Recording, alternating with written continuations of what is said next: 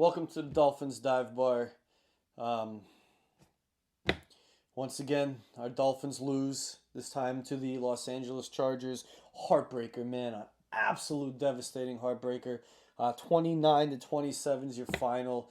I mean, it was so close, you know? They had the lead. Miami had the lead. We had the lead with under a minute to go. And then a comedy of errors with a kick return that goes to the 40 and then a play that you should have. I mean, it could end the game, right? You should have Justin Herbert sacked. Jalen Phillips comes in and just, hits the quarterback dead in the chest. But instead of driving that body into him, I ain't trying to pull him down or whatever. And then the guy just gets off a pass to Lad McConkey, who goes like 40 some odd yards down the sideline with a little juke move in there to embarrass you even further. And then they get a guy to go kick a field goal for them that could kick it from like 65, 70, no problem. But, he gets a nice short one. And then, that ruins our Dolphin day. I'm drinking some juice and vodka. Um, let's see. The man that a large segment of Dolphin fans wanted to have, Justin Herbert, was in town with the coach that they also wanted. I mean, they put up 29 points, but they didn't look that great. I mean, they're dealing with their own batch of injuries like everybody else is. But I mean, it was a largely competitive game. Justin Herbert goes 29 for 38, 264, two touchdowns, no picks. But it's all the ancillary guys. This freaking Lad McConkey, 7 catches for 100 yards. 40 some odd of those yards are on one play. Once again, OG's boy, Rondé Gadsden Jr. He gets, what does he get? 7 catches for 68 yards. But then Miami's infamous for not having a run defense this year. So once again, another running back who is a backup to the backup to the backup is just gashing us for yards. This week it's Kamani Vidal, however he pronounces his last name. This guy is in August cut and then signed to the practice squad by the Chargers. He's called up to the show, to the NFL on October the 8th. And then a week later here, he's carrying the ball for 18 carries and 124 yards. Just busting long ass ones, too. I mean, with ease, those guys are getting to that second level. It's been the story all year. The Dolphins make teams practice squad players, not even second string backup guys, but practice squad guys. They make them look like they're freaking prime Barry Sanders, Emmitt Smith, all rolled into one. Edgerrin James, like, dude.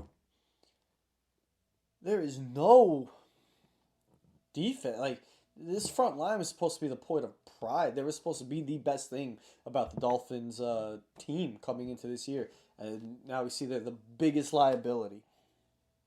I mean, in a game that Miami played fairly well, other than the third quarter where they got beat up 14-0, they couldn't get nothing going.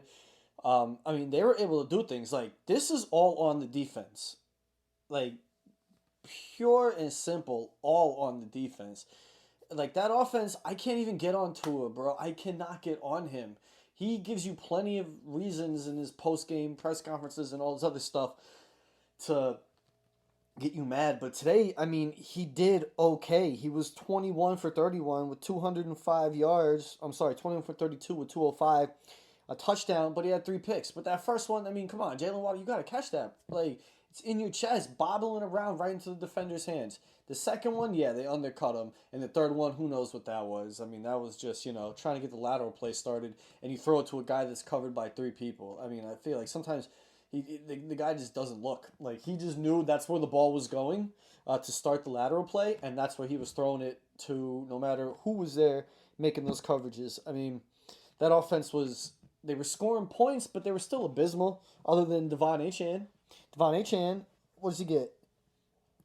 16 carries for a buck 28, 2 touchdowns, along 49. I mean, he was running that ball pretty damn good. Once again, Ollie Gordon invisible over the last 2 games. Dude gets 2 carries for 1 yard. Combine that with his -2 or -3 yards from last week, and in the guy's like 2 weeks of running the football, he's got like 3, 4 carries and negative yards, like -1 or 2 yards to show for it. And then don't even get me started on Jalen Wright. That guy can't even find the field at all. They had a nice Miami had a nice little comeback, man, down by 2 scores, and then just inching back in, and then at the end of the game, like you get Tua to do exactly what you want them to do, exactly what we've been criticizing, saying that he can't do. They lead a long drive that takes over 4 minutes off the clock, methodically moving the ball down the field, avoiding pressures, rolling out, finding what they'll give you, hitting guys, freaking A-Chan going crazy, running with it. And then you get down there, throw a nice touchdown on third down to Darren Waller.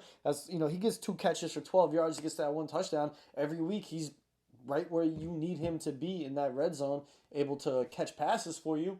And then there's 50 seconds left. You're feeling good. The boss, Stephen Ross, comes down from his suite, and he wants to watch the rest of the game. Maybe congratulate some guys, and then you allow that to happen in less than a minute.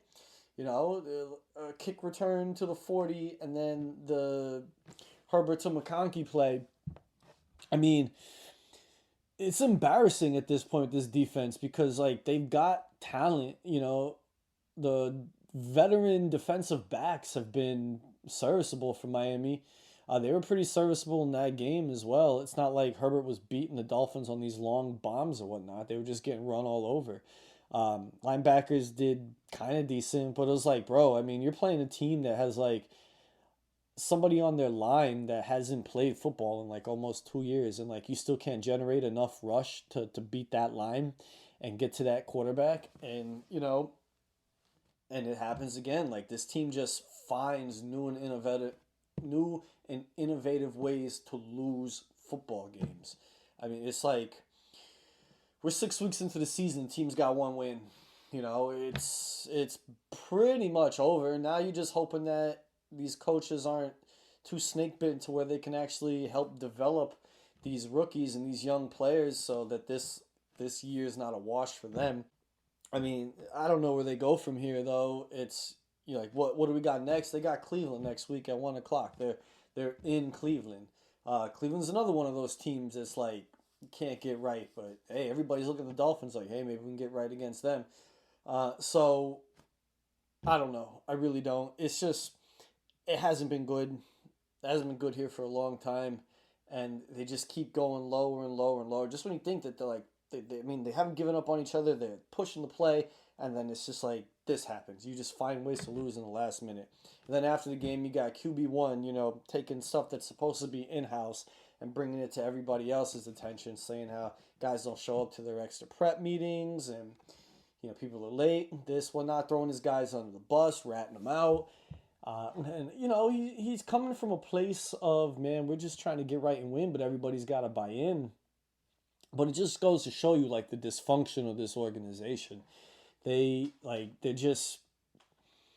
not a well-ran organization. They just don't have the kinds of people that you want to build a winning culture and team around, and that doesn't change until drastic changes come from the top.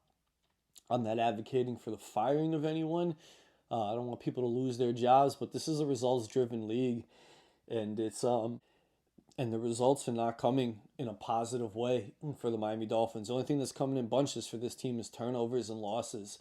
And we're at a wash here. And, we're almost at the halfway point. And then I don't want Chris Greer making the decisions to, trade this guy for draft capital or, or whatever. I want somebody else, possibly making those decisions next year.